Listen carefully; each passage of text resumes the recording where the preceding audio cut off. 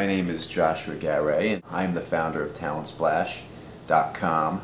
And today we have a very special interview with Bob Katz and the Mangoes. And let me tell you a little something about Bob Katz. Bob Katz is a very talented musician. Bob Katz is actually a clinical psychologist in Sheepshead Bay, Brooklyn. And in his spare time he likes to do different things, play different music. He's a singer-songwriter, very talented, plays all throughout the East Coast, and you know, Bob actually has a pretty big following out in Massachusetts. So when they're not eating clam chowder, they are busy listening to Bob Katz. The funny thing about Bob Katz and the Mangoes is that there really are no mangoes. It's really just Bob Katz. He is a one-man show. He's his own best friend. He, you know, he's the guitarist, drummer, singer, bassist, celloist, everything all rolled in one. And we're really honored to have Bob tonight. And you know, we're going to ask him some questions: how he got started in the music business, you know, what he, when his first splash was, and really what does he enjoy the most? How does he come up with his lyrics? What does he eat for dinner? Does he like chicken wings? Does he like, you know, pizza? Does he, you know, how does he like a steak? Does he like a steak medium rare? I mean, there's so many different things that we really want to know about Bob Katz. You know, when he takes the subway, which line does he take? You know, there's just so many different things. This is When Good Mangoes Go Bad. This is the title song from my album.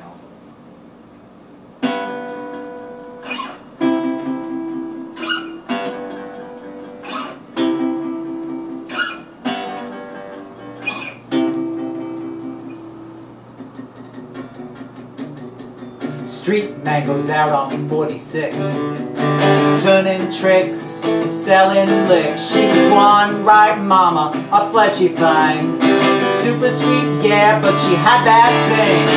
She hung on way past her prime, her juicy flesh covered with slime. She lost her looks, she lost her power, added one so sweet, become so sour.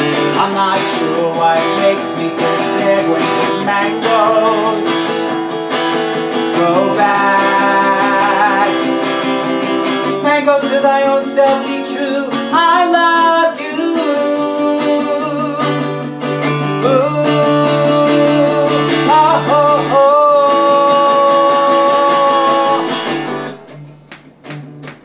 oh. That he could be here to join us today. Bob, say hello. Hey, great. I'm glad to be here, Josh. Thanks for having me. Why don't you tell us a little bit about yourself and where you're from? New York City, born and raised. Grew up running the streets of Brooklyn, Queens. And you know, my music really reflects that. What inspired you to start singing and playing the guitar? Well, you know, I've been singing all my life, and what did it for me is I took a songwriting class at the Gotham Writing Center here in New York City, and started doing that, got really into it, turned out to be really good as a songwriter, and then I mean 5 years later now I have, you know, every month I have several gigs in major venues here in New York City, and I tour in New England, and I'm having a fantastic time. It's been great. Yeah, I've been told that you have quite a following in New England. How did this happen? Well, I went to a songwriting camp out there called Summer Acoustic Music, and it's called SAMW, and it's a part of the radio station WUMB, and out in Boston. Band name is Bob Katz and the Mangoes. What is it with you and mangoes?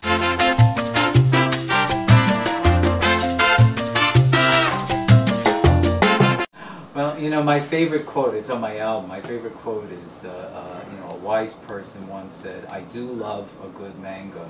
And I just think that's like such a profound quote, you know, and and the truth is, I just really love mangoes. People don't believe me, but you know, I've actually had situations where people said to me, you know, they're like, you know, they saw, like, they came to my apartment. There's like mangoes all over all over the windowsill and all of my refrigerator. and this friend of mine, she was like, she was like, so you're like serious? And I'm like, yeah, I love mangoes. They're fabulous.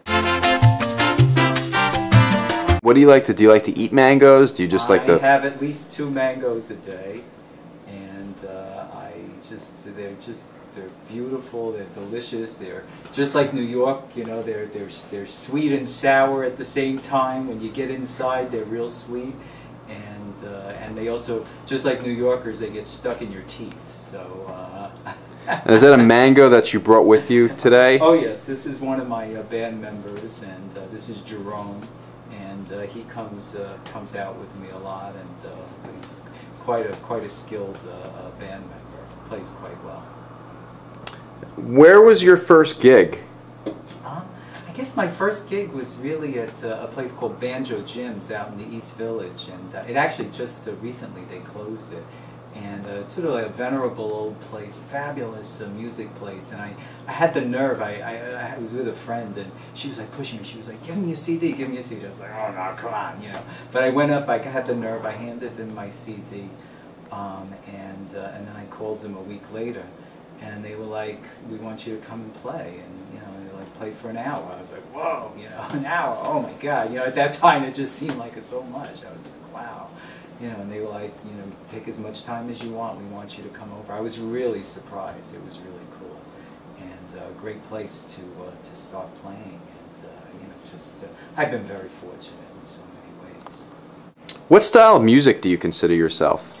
Well, that's a great question. You know, a lot of people they call me. I get called the punk Woody Allen. You know, and and I guess that's because, you know, my stuff is really, it's a mixture of it's serious, but it's also really funny too, and so I get called that. I was told, somebody told me that I have my own genre called Mango and Tragedy, because I write some songs about mangoes, but I also write some very serious stuff too. So yeah. What are your dreams and aspirations for your music career? That's a great question too. Boy, I just felt, you know, I'm having a great time, and I want to take it as far as it can go, but I don't want to put any limits, and I don't want to put any demands, because I want to just really enjoy it. This is like, for me, this is a dream come true. You know, I never thought I would go this far, so I want to take it as far as I can. Is there any significance behind the American flag shirt? That's another good question. That's a very patriotic shirt. You know, I can't help it. I'm an all-American guy. You know, I can't help it. 3 dinner guests. Okay, number 1, I guess, would be Lou Reed, because I just think he's so freaking cool. You know, I mean, you know, who's cooler than Lou Reed? Well, okay, Lou Reed and Patti Smith, because like maybe she might be actually cooler than Lou Reed. And I guess number 3.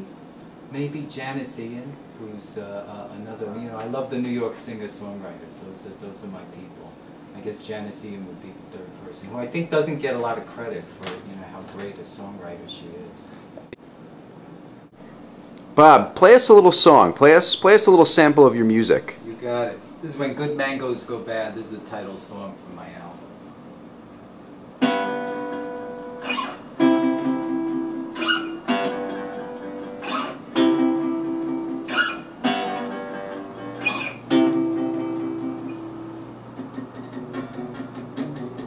Street mangoes out on 46, turning tricks, selling licks. She was one ripe mama, a fleshy thing, super sweet, yeah, but she had that thing.